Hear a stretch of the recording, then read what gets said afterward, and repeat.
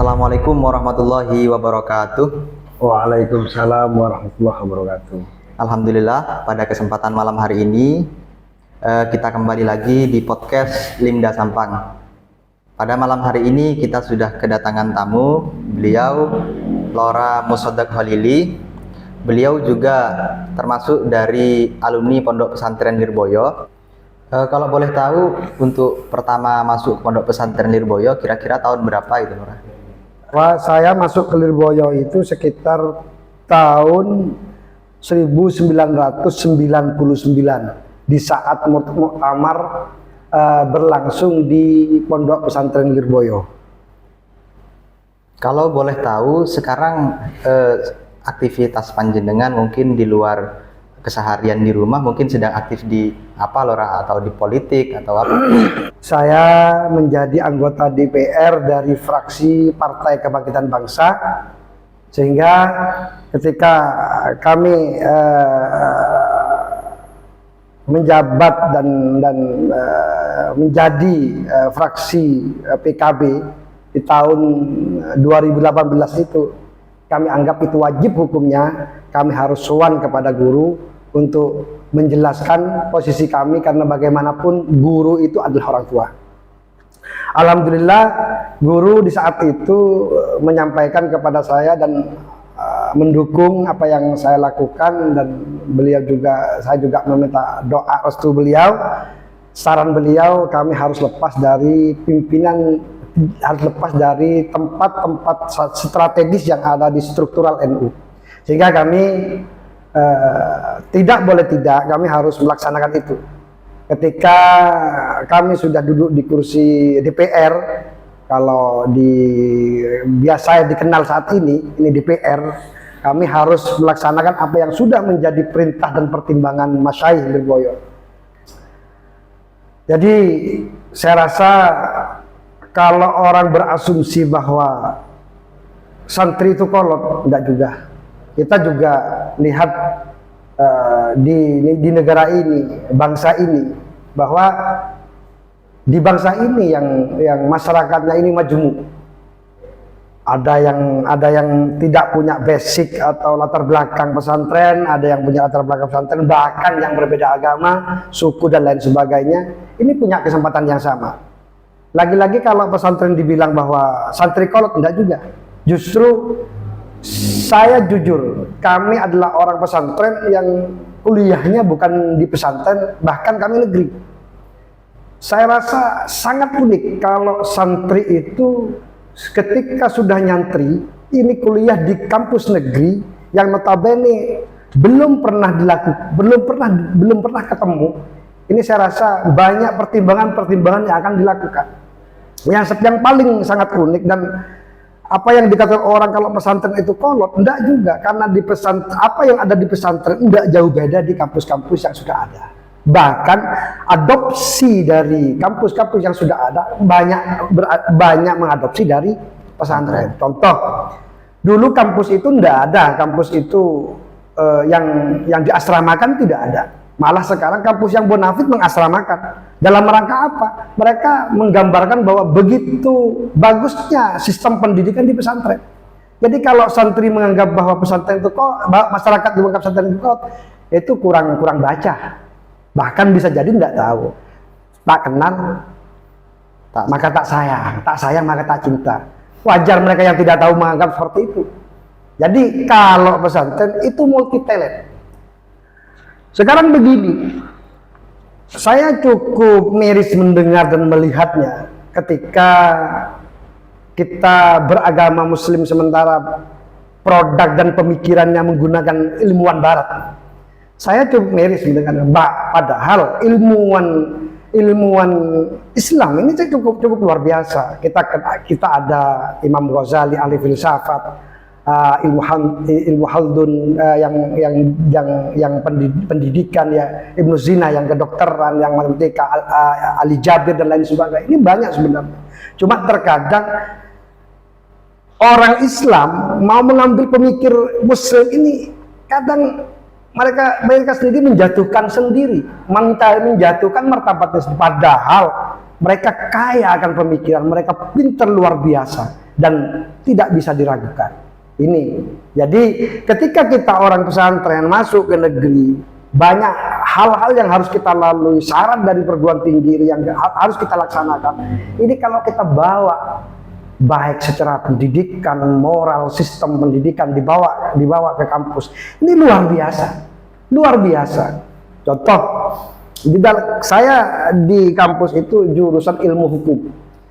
Konsentrasi saya hukum pidana. Di dalam pendidikan ilmu hukum ada istilah perbandingan hukum. Negara ini tidak bisa lepas dari agama.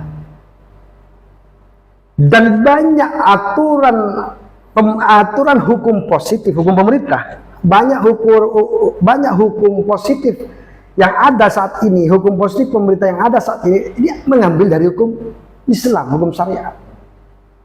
Banyak. Jadi andai kata kita mampu membawa agama ini kepada publik dan mereka menerima, ini luar biasa. Jadi bahasa orang yang menganggap bahwa santri itu kolot, ini belum baca. Mohon maaf sebelumnya kan panjenengan kita tahu bahwa aktif dalam bidang politik. Ya. Sebenarnya apa motivasi panjenengan untuk memilih untuk menjadi politikus? Padahal kita tahu sendiri bahwa yang sejalan dengan pondok pesantren itu kan menjadi ya pengajar, kemudian menjadi seorang pendakwah dan lain sebagainya. Apa sebenarnya motivasi panjenengan yang sehingga menjadi politikus? Ya, terima kasih. Itu cukup menarik. Terkadang masyarakat itu terjebak di persoalan itu. Sekarang kita berbicara berdakwah. Dakwah itu jangan diartikan bahwa hanya di panggung ceramah dan lain sebagainya. Kita disadari ataupun tidak, kita hidup di negara. Kita hidup bernegara. Kita warga negara. Punya hak yang sama yang diatur oleh undang-undang. Sekarang begini, kita sepakat bersama bahwa pesantren itu luar biasa. Sekarang kalau santri kita harus yang dianggap bahwa kalau ke politik tidak linier, itu salah persepsi. Kita tahu dari atas ke bawah. Kita tahu dari atas ke bawah ada Nabi Yusuf, ada Nabi Daud. Nabi Daud seorang raja, Nabi Yusuf itu seorang yang dipercaya menjadi bendahara negara Mesir dan lain sebagainya. Itu kan juga politik. Politik itu kan kekuasaan. Yang dianut di negara Indonesia adalah trias politika. Nah, sekarang trias politika, trias itu kan tiga, tri itu tiga. As itu poros. Politik itu kekuasaan, tiga poros kekuasaan. Apa saja? Yang tiga poros kekuasaan ini adalah sama-sama tinggi negara. Ada presiden, ada parlemen, ada yudikatif. Jadi ada eksekutif, ada legislatif, ada yudikatif. Nah, sekarang kalau memang pesantren ini produk unggulan yang luar biasa, kenapa tidak kita memperbaiki negara lewat jalur pesantren yang juga terjun ke politik? Kalau kita membiarkan, kalau kita meyakini kalau kita benar dan itu dan dapat dipertanggungjawabkan, justru kita berdosa membiarkan sesuatu itu. Lantas kita harus berdakwah meninggalkan. Kita kalau mau menyelesaikan sebuah persoalan, bukan lantas ambil di ranting, tapi ambil di batang. Kalau di ranting itu akan tumbuh kembali. Tetapi kalau di batang kita perbaiki, itu bisa. Contoh, kalau kita mau menyelesaikan sebuah persoalan, duduki strukturnya. Contoh, di parlemen. Sampian, jangankan satu orang, ribuan orang, ratusan ribuan orang, demo negara, tidak bisa. Sampai punya 1-2 orang di parlemen, di DPR, menyelesaikan perda, menyelesaikan undang-undang, selesai. Harus ada orang dalam berarti? Harus terlibat di dalamnya. Menjadi sebuah impian dan harapan para guru-guru kita. Harapan orang-orang sebelum kita.